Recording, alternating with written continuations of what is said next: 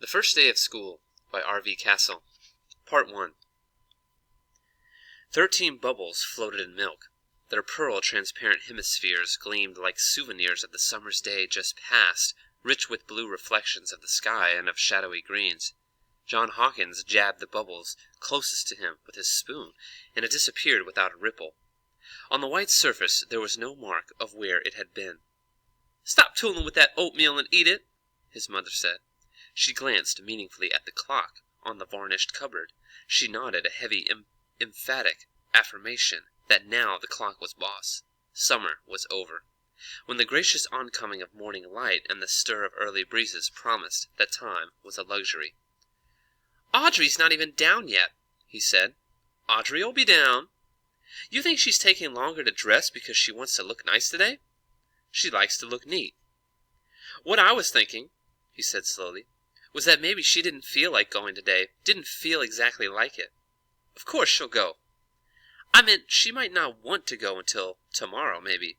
Until we see what happens." "Nothing's going to happen," his mother said. "I know there isn't, but what if it did?" Again John swirled the tip of his spoon in the milk.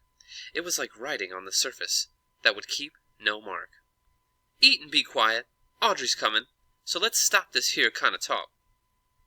He heard the tap of heels on the stairs, and his sister came down into the kitchen. She looked fresh and cool in her white dress. Her lids looked heavy. She must have slept all right. And for this John felt both envy and a faint resentment. He had not really slept since midnight. The heavy traffic in town, the long wail of the horns as somebody raced in on the U.S. highway holding the horn button down, and the restless murmur, like the sound of celebration, down in the courthouse square, had kept him awake after that.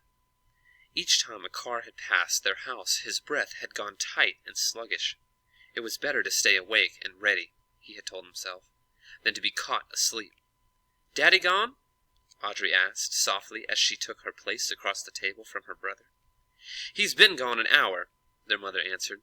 "You know what time he has to be at the mine." "She means, did he go to work today?" John said.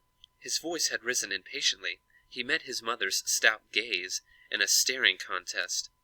Try to make her admit by at least some flicker of expression that today was different from any other day. "I thought he might be down at Reverend Specker's," John said. "Cal's father and Vonnie's and some of the others are going to be there to wait and see." Maybe his mother smiled then. If so, the smile was so faint that he could not be sure. "You know your father isn't much of a hand for waiting," she said. "Eat. It's 8:15.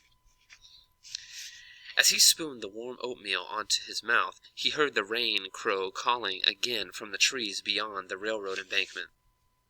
He had heard it since the first light came before dawn, and he had thought, maybe the bird knows it's going to rain after all. He hoped that it would. They won't come out in the rain, he thought.